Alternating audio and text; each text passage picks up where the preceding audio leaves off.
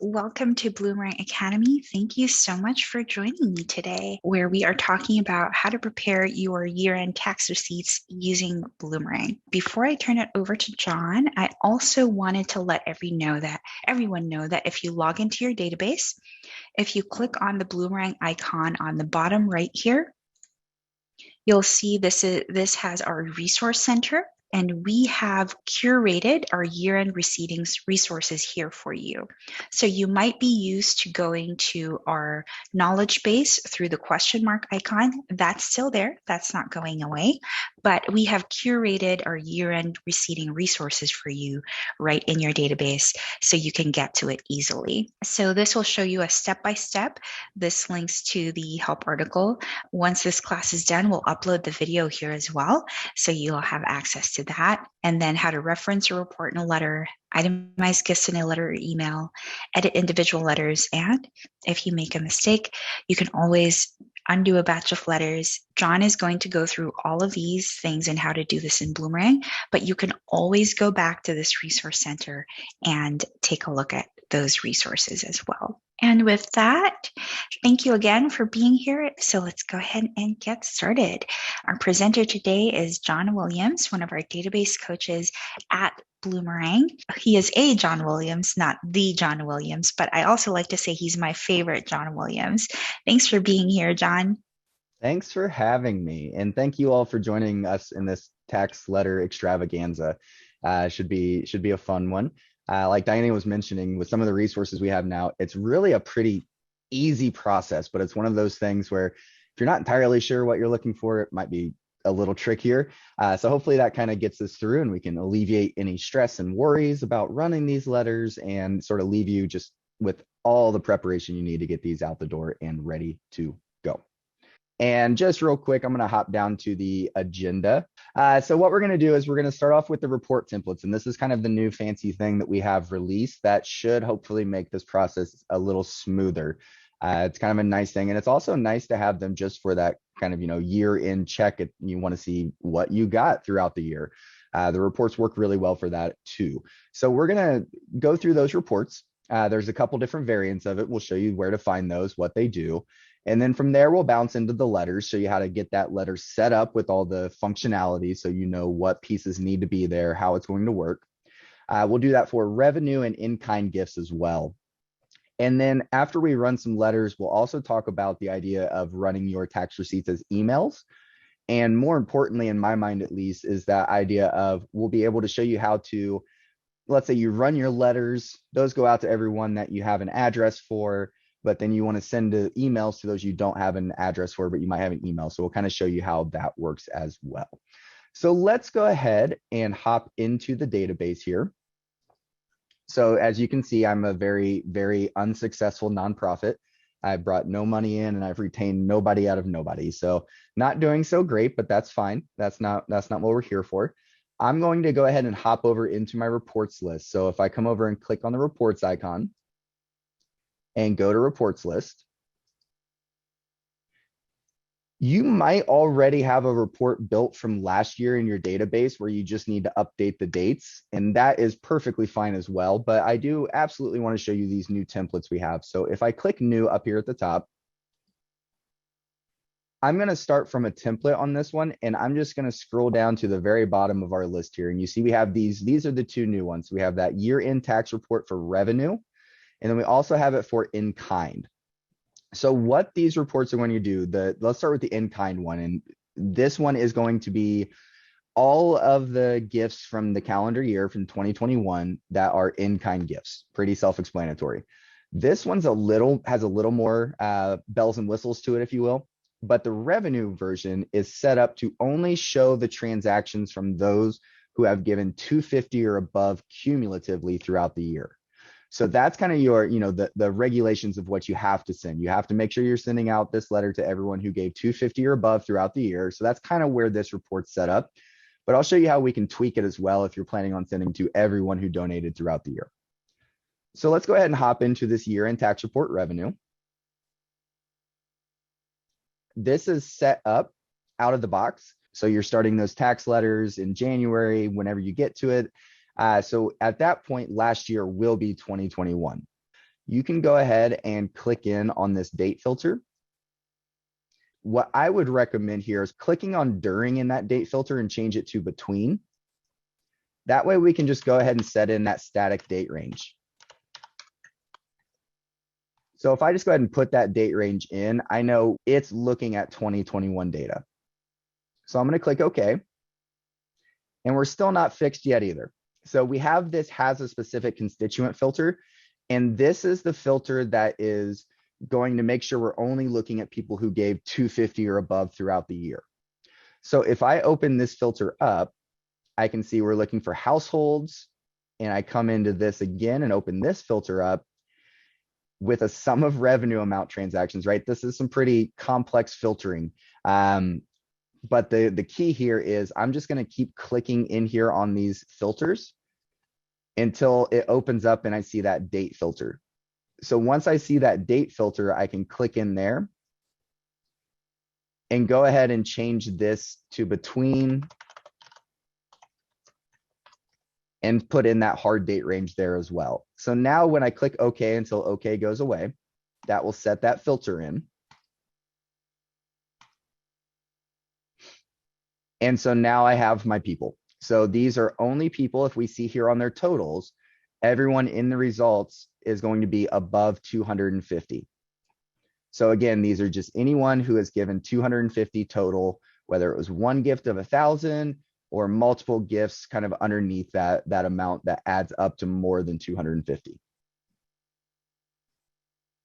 So again, just to kind of rehash that one quick time, I was just updating the date filters. If you're starting this process in January, you won't have to worry about that. The date filters will be in place for you for last year, looking at 2021. So I'm going to hop over to the details and I'm just going to save this report. So the main reason I want to save this report is this is going to be our tool moving forward when we're building out the letter template to make sure we're referencing and sending to the right people.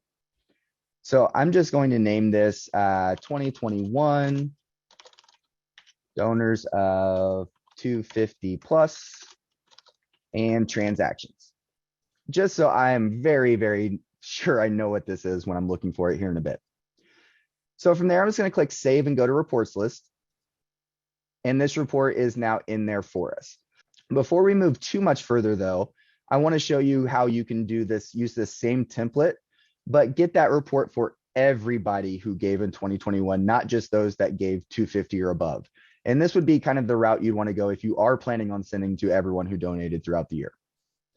So if I click new again and start from template, I can scroll down here and again, choose that year-end tax report revenue. I'm going to go ahead and again, change this date filter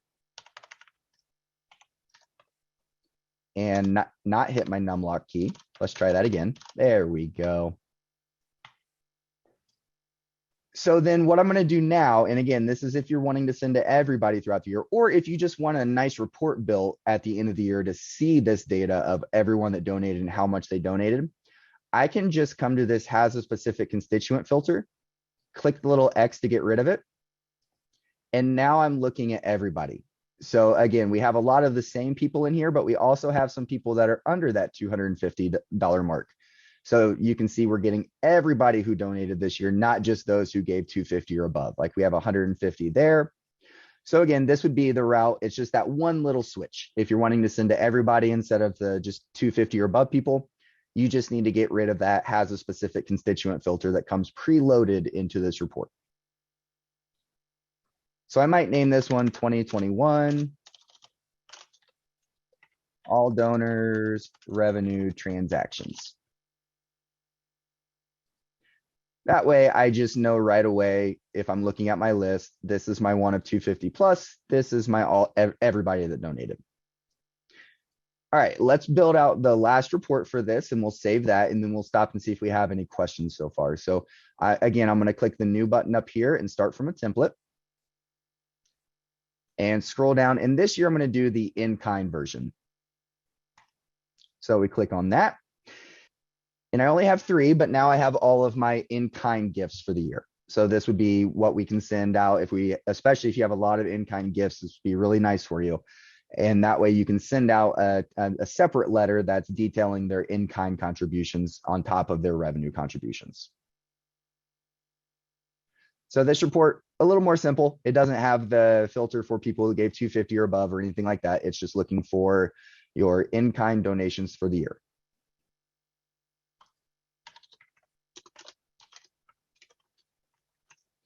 So 2021 in-kind donations works for me. So I'm going to save and go back to the reports list. So we have our 3 reports built here. So after we have those reports built, we're ready to move on to the letters. So this would be a good place. I'm going to take a sip of water, and Diana, if we have any questions, be a good time to toss them at me. Lovely. Thank you, John. Why 250? Should we only send to 250 and above, or can we send to below? Absolutely.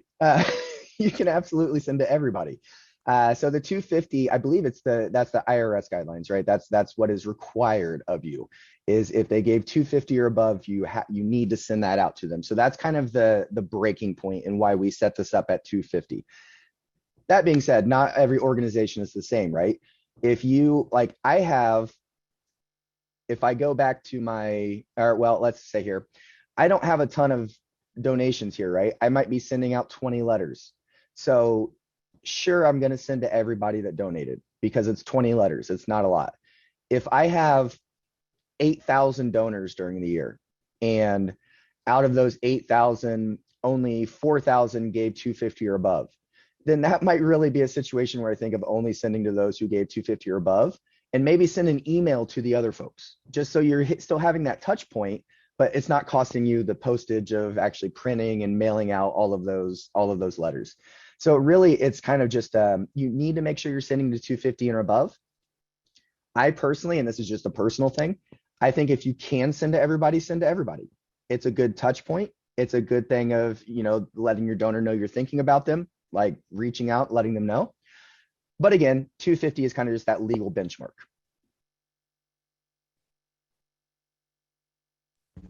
Lovely. Thanks, John. Mm-hmm. Awesome. Sorry if I just yelled awesome really loud. So let's go ahead now and hop over into our letters. So I just went back to the dashboard, and I'm going to go into my letter template. And this is where it all starts coming together. So I'm going to start a new template from scratch here. Now, when I start a new one, I want to make sure I'm choosing transactions. Okay, so that's the reason for that, is those are the filters I'm going to be getting. And I want transaction filters because I want to be able to pull in the transaction details into my letter. So I'm going to start here with transactions. The name of this, I'm going to name this, we're going to end up with 2 versions of this. So I'm going to name this 2021 tax receipt revenue. And then we'll have one for in-kind as well. The purpose, we're going to mark this as receipt, since that's what it is. In just about every case, you're going to want to create one letter per household. That way, if John and Jane Doe have both been donating, you're not sending them each their own separate letter to the same address. It's going to pull them in together and create one letter for the household. Now, don't be concerned about it skipping people not in a household. If you have this set to create one letter per household, even if someone is not in a household, they're still going to get that letter ran for them. It's just if they are in a household, it's going to address them on that household level. These 2 options here for allow blank merge fields and bad incomplete missing addresses, we typically do not want those selected, especially the bad incomplete missing addresses part, because if you're printing this off, you're planning on mailing it. So you need an address to actually be able to send this to. So typically leave those unchecked. And just to sort of drive this little point home, our checkboxes are green when they are selected. So it kind of looks like that check is already in there, but it will be green when it's selected. So just make sure you don't have that one checked. We go next. Now is when we can start building this out. So we're going to get to the design here in just a second, but the first thing I want to do is hop over to the filter tab. So in the filter tab, this is where having that report built makes our life very easy. So we have that report built for all of our folks that gave 250 and above in their transactions. and just everyone that gave in their revenue transactions. I'm going to go the route of everyone that gave for this. So I'm just going to come up here in the include section and click add filter. And if you have not seen this filter in action yet, I am very excited for you. It is probably one of the more powerful tools you can use in Bloomerang. It's referencing a report. So we have filters. If I type in is in a blank report. So you can do this with constituent reports, transaction reports, interaction reports, whatever type of report. But it basically allows you to reference a report either in another report or in a letter template or in an email template. And that way, you know, you're pulling in just those folks that are in that report into the letter or into the email. So I'm going to click on that is in a transaction report option. Now from here, I'm going to click right there in gray where it says select a report. And it's going to pull in all of my transaction reports. So I'm just going to go ahead and start a search. I know I started those off with 2021. And this one is my 250 plus donors, but I'm going to send to everybody. So I'm going to go down here and choose this all donors revenue transactions. Remembering that's the report we saved off the template just a few minutes ago. Now, once you select it, it turns green here. You have the option to copy the filters, but I really strongly recommend just clicking OK until OK goes away. The reason for that is if you just click OK here, it's going to actually link the two together. So that way, if you, for some reason, you went in and made changes to the report, then this is going to start pulling in those people who are now added or taken away from the report as well. So always recommend at this point, instead of copying filters, just click OK. And now we have this, our all donors, revenue transactions, and here are all of our donations from 2021. I like to, at this point, just do a quick spot check. So these are sorted by date. So I'm going to just scroll to the very bottom and make sure the oldest transaction is actually in 2021. It absolutely should be, but it's just a little thing. I like to just double check, make sure that what my report's supposed to be doing is actually doing it. So my oldest transactions from January of 21, I'm in good shape. So these filters here, you can go ahead and get rid of. The type is self-credit. We can get rid of that because we're referencing our report, which is only pulling in revenue transactions. Now, if you don't get rid of this filter, it's not going to make any difference. So you can leave it in if you want, but you can clean it out just so it's a little cleaner. And that way, maybe if next year you're using this template again, it's less confusing. Maybe somebody new is starting in and they're wondering why that type is self-credit filters there. This one is excluding anyone who is inactive or deceased or has that do not mail communication restriction. So for this use, it's probably a good idea to get rid of that filter as well. The reason being is if you had somebody who was donating at the beginning of the year and unfortunately passed, their family is probably still going to want to get that tax letter. And the same with the communication restrictions do not mail. This isn't a solicitation attempt. This is their tax records. They're going to want this. It's not doesn't really fall into that communication restriction.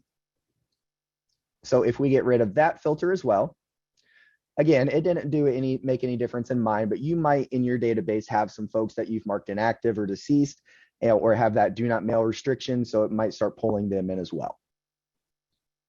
So from a filtering standpoint, that's all we need. We just need to use that one filter there referencing our report. And we know we have all of our revenue transactions from 2021. And again, if I would have chose that 250 and above version instead, it would only be the folks that gave 250 or above. So let's hop back over to the design. Now with this, I'm not going to spend a ton of time going through, like, you make the copy yours, right? But I want to talk about the functionality here. So the first thing I'm going to do is show you just real quick where you can get to the merge fields by changing formal name. If you haven't picked this up yet, I'm a very informal human being, so I like using informal name. So if I come here and just put my cursor over next to formal name and backspace, it goes away. And then up here in our formatting toolbar, we have these two green buttons in the bottom right. We'll talk about the data table in a second, but the first one we want to do is insert just a Bloomerang field. And this is where we get our merge fields. So I can click on that. And if I search for name, I have all of my name options. So maybe you want envelope name or recognition name or so on and so forth. That's completely up to you. I personally like informal name, but while I'm here, a disclaimer on household name. You do not want to use household name here.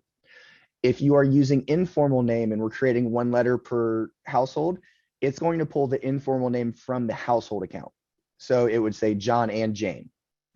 If you use household name and they're not in a household, they don't have a household name, so it would skip them because that would be a blank merge field.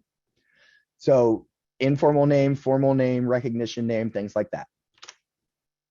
The next thing I'm going to do is I'm going to make sure we get rid of this date merge field. The date merge field can mess you up on this because dates can't total.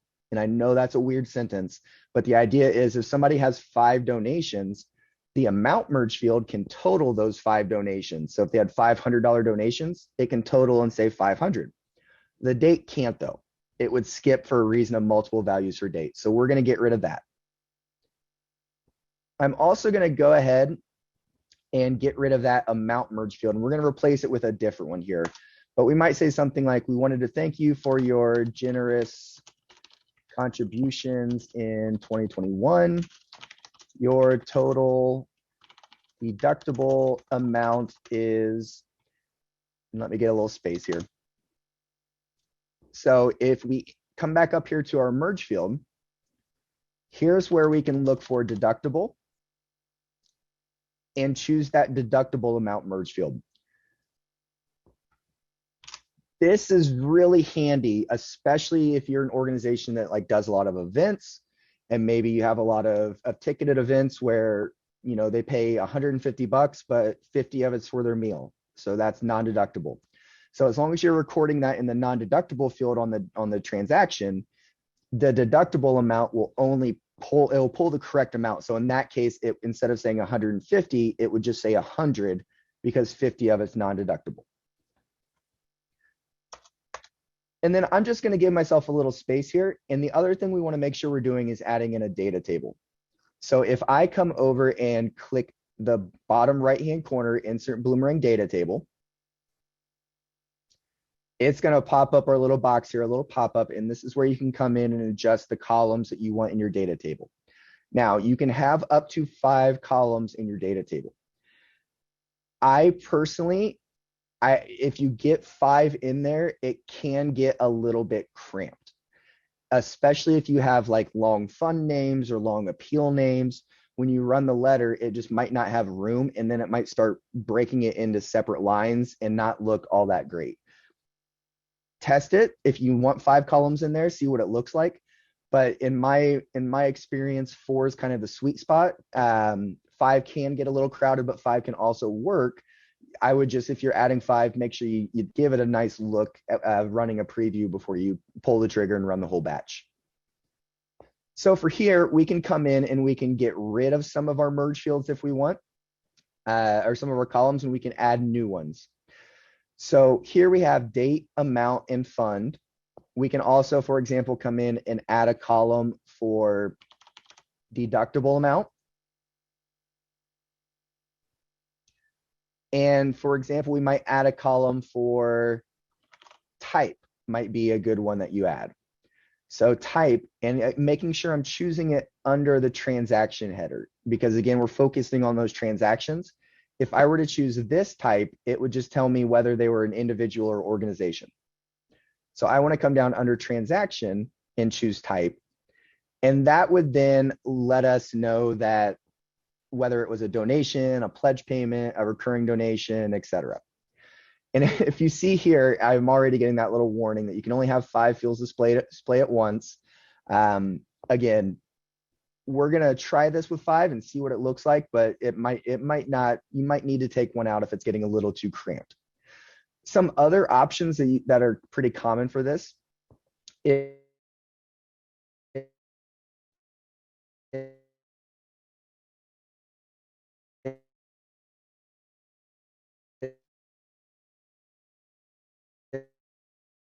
is two separate amounts. You do have a lot of non-deductible amounts in these. It might be a good idea to maybe instead of fund or in addition to fund, adding in a column for appeal. That way, for example, if they're going to a golf outing and they see, okay, our deductible amount was $100, but I know I gave them 150. Then they see the appeal as the golf outing. So it kind of clicks and says, oh, okay, that's why not all of it was deductible. So you're calling that. You can play around with those, try them out. And then right here is where you can change the alignment of the specific columns. So right now, these three are left aligned and this one is right aligned. If I wanted to, I can make them all left aligned. And the same with the table in general. I have it centered here, but I could make that left aligned. I'm going to leave that on centered. And if I click insert, there's our data table. So it looks a little funky right now, but it's not the big gray box when you run the letters. This is just where it will itemize all of their donations. If you have this data table in and you decide you want to make a change to it, all you need to do is make sure your cursor is clicked somewhere inside of the letter, and then come up here, and if you click that insert Bloomerang data table button again, it brings up the same little box, but now you can edit. So if you do need to make changes to the data table after you've inserted it, you can. You just need to click the button again. Cool. So we have our design. Again, this is really the functionality of it is, and you can kind of structure this how you like, but I personally think it's a great idea to have at least the merge field for a deductible amount. So that way it's going to total it for them.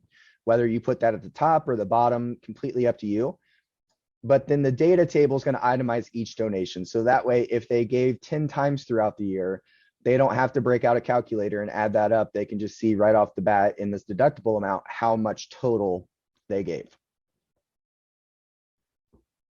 So filters are set with just that, referencing that one report.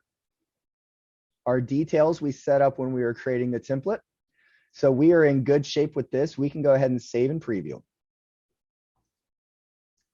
Now, when we get to the preview stage, this is where we can start seeing how many households we found, how many letters are getting generated.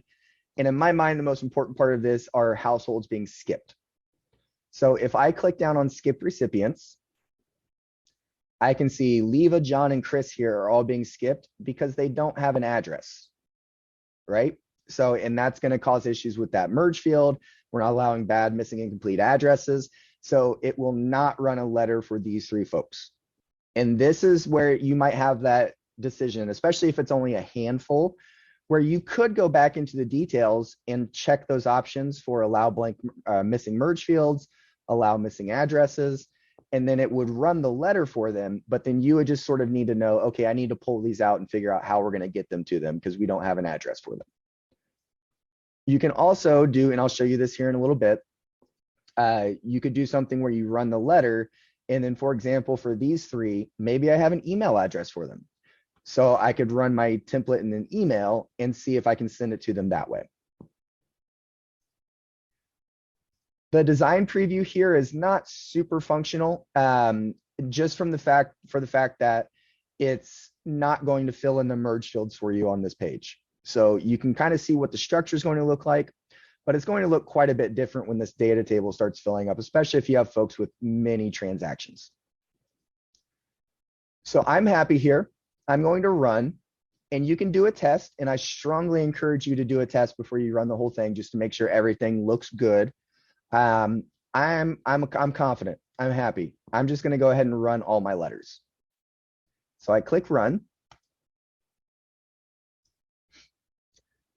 And then we have our big blue button to download the letters and our gray button to download addresses. So downloading the addresses will give you a spreadsheet of the names and addresses of everyone we just produced a letter for. And download letters will do just that. It downloads a PDF of all your letters. So if I come in now and click on this to open it up, here are our letters. And again, this is very basic design, but just to kind of show you some of the functionality here. So we can see that Stu donated twice for $250 and $400. It gives us the date, the fund, the type. And again, this is where You could add appeal. You might have, if you do have a lot of events, maybe you put non-deductible amount in as well so they can see that. Your call on that. Definitely having that deductible amount and date are probably the two that you should most certainly have. But we can see here 400, 250, and it totals us up to 650. So that way you can just at a quick glance see how much total was given. And if we skip down through, I don't know if we have many more with multiples. Let's see if we have one with, there we go. And here's one with a few more. Just so we can see we have all these donations coming down here, these 5, again, totaling up to that 1,200 there. So that solo merge field will total all of their transactions. The data table will itemize all of the transactions. All right, let's real fast. Let's go ahead and build out the in-kind version. This one we won't spend as much time on because it's honestly, it's the same thing, except for we're going to be referencing a different report and we're going to be adding in different merge fields. So transactions again. Let's go 2021 tax receipt in kind. Purpose for receipt again. Same here, 1 letter per household, no blank merge fields or bad or missing addresses. We can click next through. And let's go ahead and get that reference. So if I go over to filter, I'm going to start off just by getting rid of those 2 exclude filters, the same as we did in the revenue version. And then I'm going to add a filter in the include section. Again, that is in a transaction report. Click on select a report. I'm going to search for 2021 because I know that's what I started these with. And this time I'm going to choose that in-kind donations version. So again, this is that report we saved off the template of the 2021 in-kind gifts. Set that in, and there are my 3 folks that have their in-kind gifts, all in 2021. I'm in a good place. So if I go back to the design, again, the filtering was the same thing, you're just referencing a different report. In the design, I'm not going to change the name on this one again. That's fine. We don't need to do that. But I'm going to get rid of basically all of this at the top because we don't really have an amount for the in-kind gifts, and we don't really need that date in there because again, if they had multiple, it's going to skip them. So again, I wanted to thank you for your amazing contributions in 2021. Wording's all you. So from here, I'm going to go ahead and add in a data table. If I click on the insert data table, it pops up. Now we are going to sort of replace some of these merge fields, some of these columns with the appropriate ones for in-kind gifts. So we're going to get rid of amount. And I'm going to get rid of, let's leave fund in for now. This is another one where appeal might be a better option, just because a lot of times if they're giving in-kind gifts, it might be for like an auction, it might be for an event, and that appeal might be more descriptive than the fund for what it was for. But I'm going to add a column in here. And if I search for in-kind under transaction, I can see my in-kind options. I would definitely add in in-kind type. That's going to let them know whether it was goods or services. And then I'm going to add a column here for in-kind description, but we're not going to add one for fair market value because that is up to the donor, right? So the donor is the one determining the value of the gift.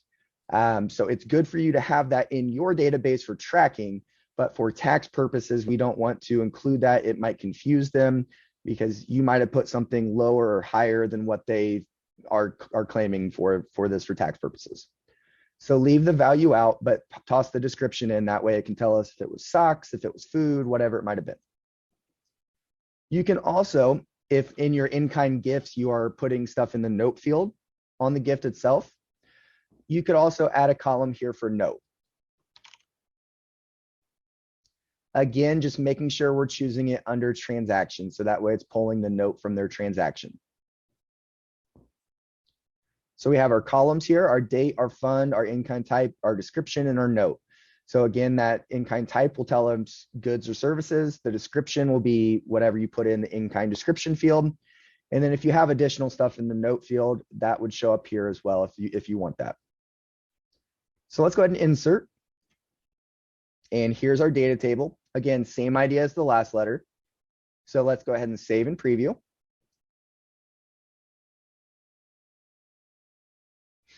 So 3 found, 3 households found, no one getting skipped. So we're in good shape here. We don't have to worry about pulling people out. Everyone's getting this. Let's go ahead and run and see what these look like.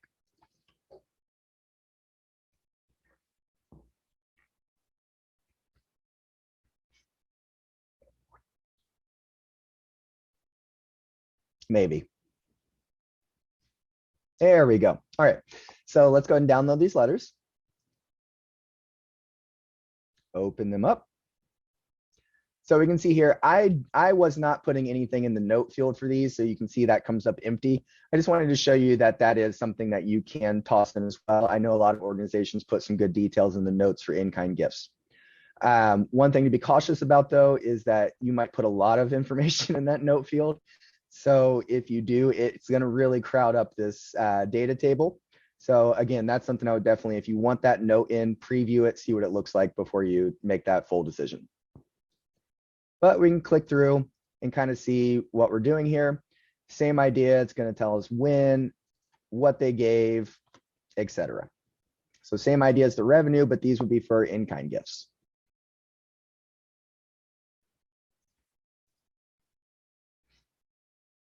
And that's really it for your letters.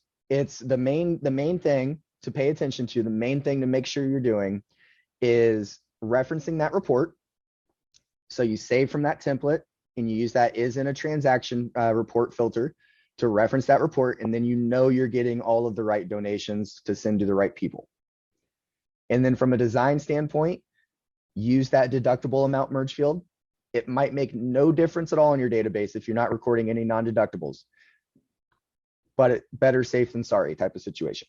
So deductible amount, and then making sure you're adding in that data table so it itemizes all their gifts as well.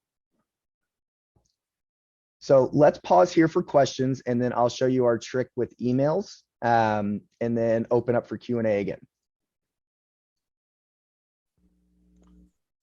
Thanks, John. Lots of great information there. If we go to the details tab, a couple of things here. We had questions around how can we be sure that it's not sending donors a letter for each gift that they made, and also when this says create one letter per household, what does that mean for organizations and individuals who are not in a household? Yeah. Excuse me. So if I click this drop down, which I guess I probably should have done earlier, we have the option here to create one letter per transaction. If you said that, then it would send a one letter per transaction, right? So if somebody had 10 transactions, they'd be getting 10 letters if we're doing one letter per transaction. One letter per constituent is a little bit different. That one is going to send to one letter like to each constituent. But in that case, if John Doe gave 5 times, Jane Doe gave 5 times, they're both going to get an individual letter detailing their 5 gifts. Setting it on household would put John and Jane's letter together. So that is detailing all of their gifts collectively. But it's not going to exclude your organizations or people not in a household. So I guess you could kind of think of it like this if it helps to wrap your head around it. An individual not in a household is kind of their own household, right? So that's like if it's, I live at home with my 4 cats, right? So this is my household. I'm an individual, but it's my household. So they're not set up in like the household account per se in Bloomerang. But when you're creating one letter per household, it's still going to include individuals not in a household and organizations. It's the same logic if you're building a constituent report and you change the constituent filters to household. Same idea. It puts households together where applicable, but it doesn't exclude people not in a household.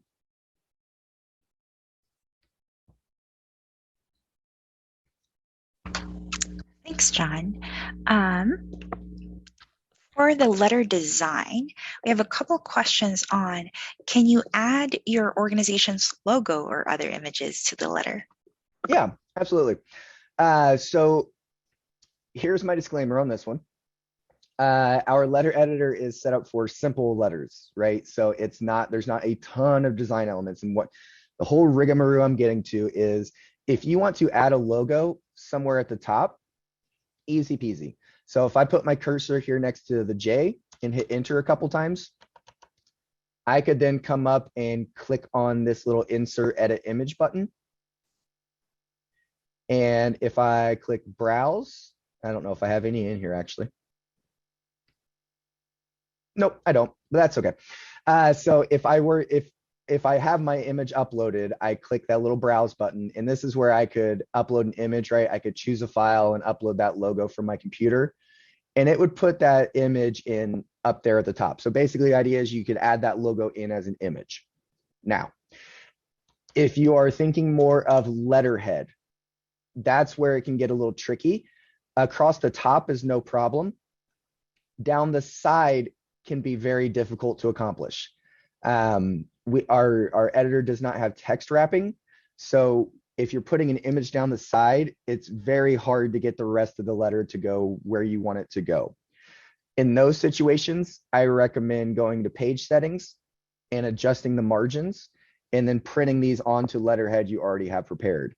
But something like an image at the top or an image at the bottom somewhere, a single image in is pretty easy. It's just using the put your cursor where you want it, insert edit image, and add your logo in as an image. Just with more letterhead things, I typically recommend actually changing your margins and running those on your letterhead instead.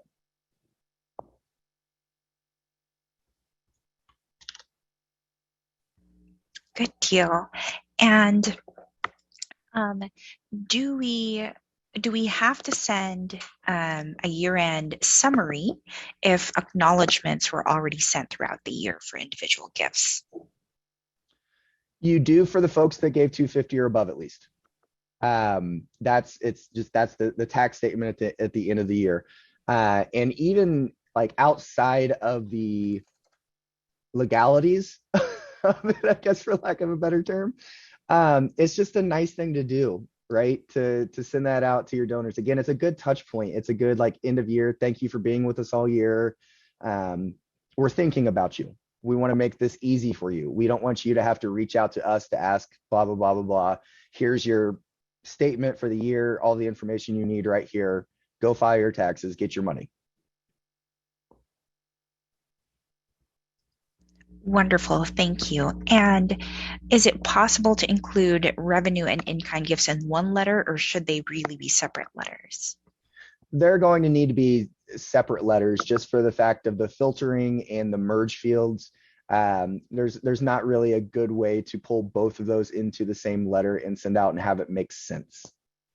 Like it could end up being a pretty jumbled mess, and then you would also run into the issue of, if you're sending to folks that only have revenue transactions, they would have a bunch of missing merge fields for all the in-kind stuff. So yeah, it really does need to be two separate letters. Wonderful. Thanks, John. Yeah. All right. So we have our letter here.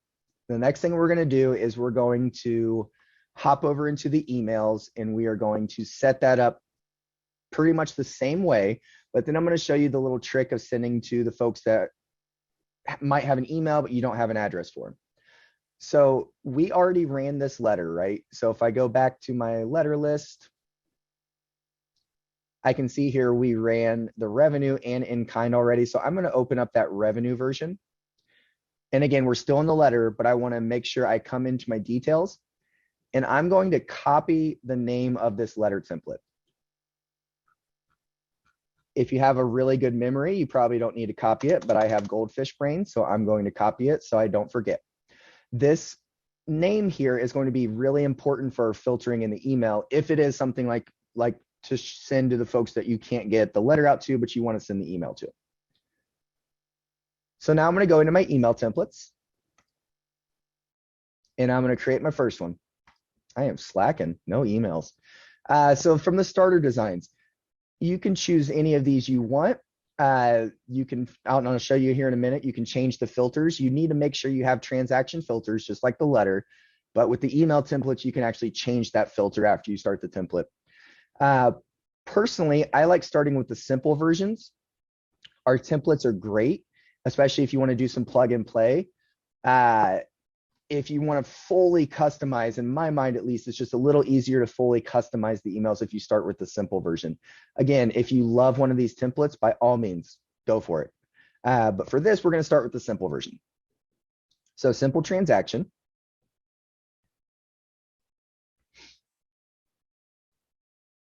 And let's go ahead and get the design. Very similar stuff, but I want to go through this just because they're in different locations and things look a little bit different. So I might up here say like hello and then insert merge field. So when you're in the email template, when you click in on a content block that has text, you're going to get this nice dark gray formatting toolbar. And right here, this insert merge field or data table button is where you want to go. So if I click on that, it opens this up, and you can see down here, we'll come to this next, but it has that switch to data table button. And that's how you insert the data table. But first, I want to get a name in. So search for name, toss in informal name again.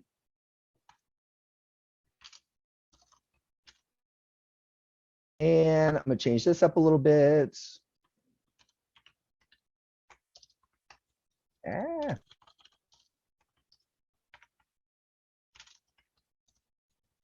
I don't know why I just backspace to put an exclamation mark in there. I'm just so excited. So excited.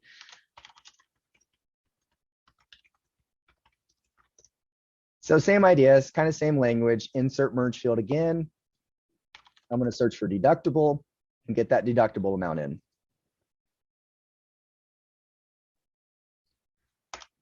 So then if I give myself a little bit of space and come in here and click this insert merge field or data table button again, now's where I can come down and click switch to data table. And again, the design, it looks a little different aesthetically when you're doing this, but it's the same process as what you're doing with the letters. So I can see I have my date, amount, and fund. I'm going to get rid of the amount and replace it with deductible amount. And then I'm going to move that back up above fund.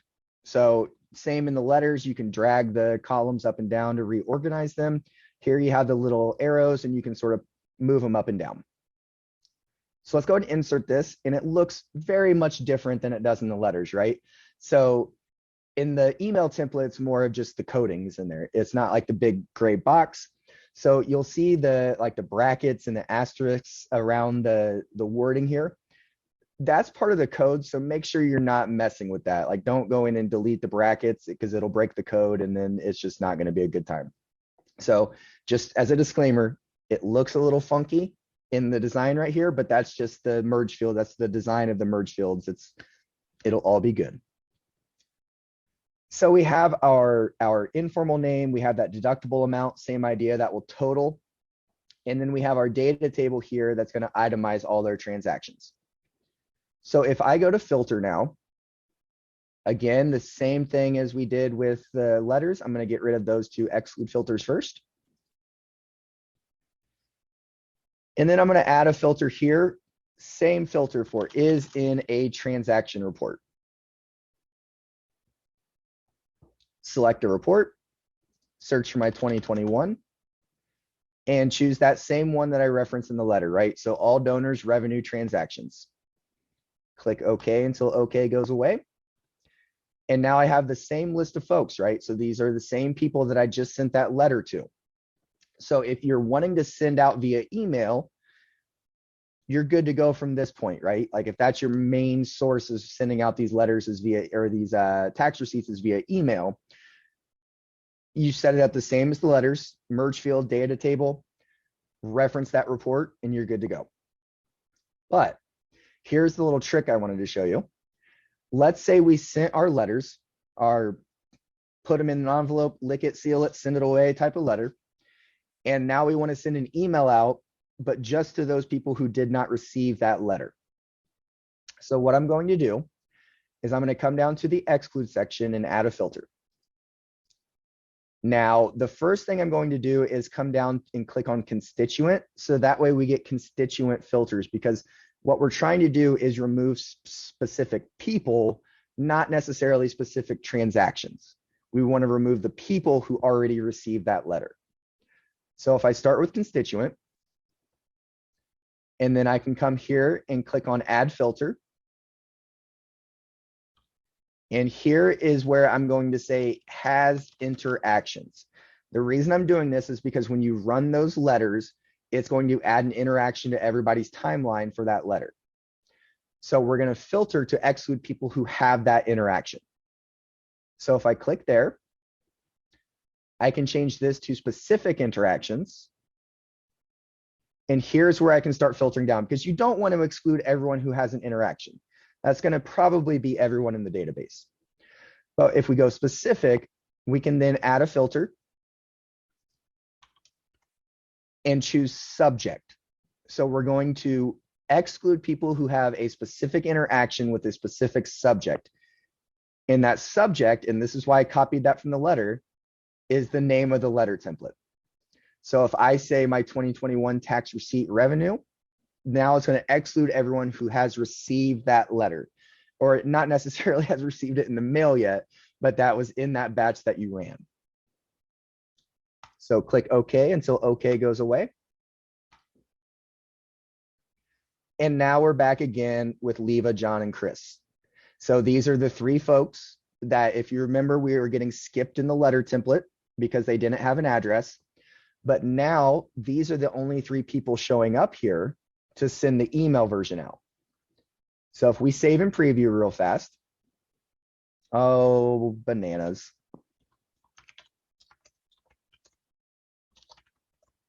I'm just going to click through a bunch of this real fast so it quits yelling at me.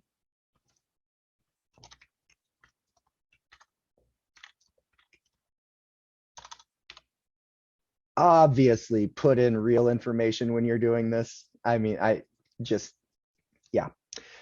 So save and preview. I just had to get that in so it'd save and let me get to the preview stage. If I scroll down here, this one will actually give us a little bit of a kind of show you what it's going to pull in. But the same idea as the letters, right? It's the same thing. The data table is going to itemize any they have, and then that merge field at the top will total. So that way they can, if they have multiple, it will total it. But this way I can see I can send to those three folks. So even though I don't have an address for them to get them that letter, I could now send them the email version. And you can do this the opposite way as well. If you wanted to start by sending emails and then send letters to the folks that you don't have an email address for, but you might have an address for, you can do the same thing, except for your exclude filter. You would want to run the emails first and then build this specific interactions exclude filter in your letter template. The only difference is the subject is whatever you put here on the email. So it's not the name of the email. The subject in an email is actually the subject line. So if I were doing that now, I would put hello in for the subject line, so it would exclude those folks. Ooh, and Diana, I think we're running up on time. So do you want to see if we have any questions? A couple of questions here on really quickly. Can you touch on how are soft credits handled?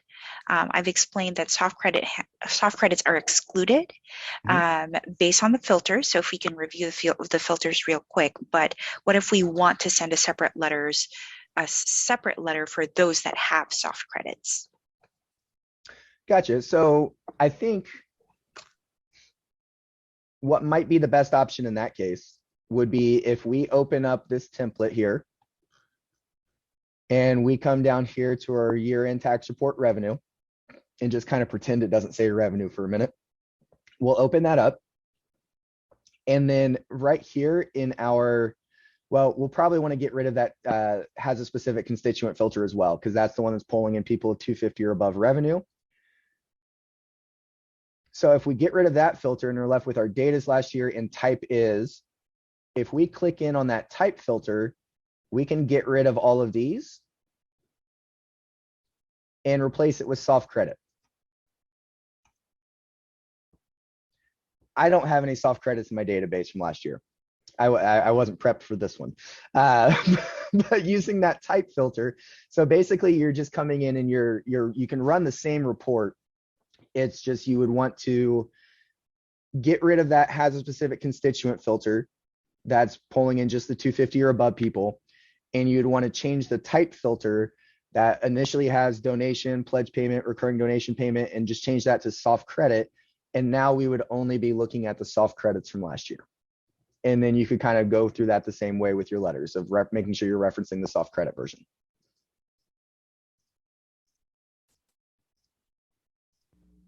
Lovely. Thank you so much, John. So of course everyone will receive an email with a link to the recording and the slides. So you'll have the recording, you'll have those extra notes, but also within your database, I know all of us are used to clicking on the question mark icon here and going to help in videos, but we have curated for you a list of the year-end receipting resources. So if you click on the Bloomerang icon on the bottom right, you're going to see a section for year-end receipting. And this summarizes very nicely all the things that John showed us today. So we have a help article that walks you through step by step how to create your year-end tax receipts. We will also include a quick link to this video. So if you have colleagues that weren't able to join us live today, or if you want to go back and re-watch certain portions, or if you want to follow along as you're creating your letters, you have access to this recording. We also today talked about how to reference a report in a letter or in an email. You can do that, or you can revisit that, how to use the data table to itemize the gifts, particularly if you have donors who have given multiple gifts throughout the year, how to edit individual letters in case you want, or in case there are specific letters that need some extra personalization, and how to undo a batch of letters as well. In case you need to redo something, you can always undo a batch of letters. And I wanted to call it as well, there was a great question from in the chat. You can undo the batch of letters, but you can't undo an email. Once the email is sent, it's out there and there isn't a way to retrieve that. Thank you so much, everyone, for joining us today and for all of your wonderful questions. Thank you, John, for all of that great information and answering all of the questions as well. If you all have additional questions after this, please reach out to our support team. Chat and email support is free. Our support team is wonderful. They love helping people. So please don't be shy about reaching out. We want to help you get these letters out as easily for you and as quickly so you can get them out to your donors. Any parting words for our friends today, John? Oh, just I hope you all have just a lovely, lovely, lovely 2022. I'm pulling for us all. Let's go. Absolutely. Thanks again, John, and thank you everyone for joining us. We hope you have a great rest of your day. Bye. Bye.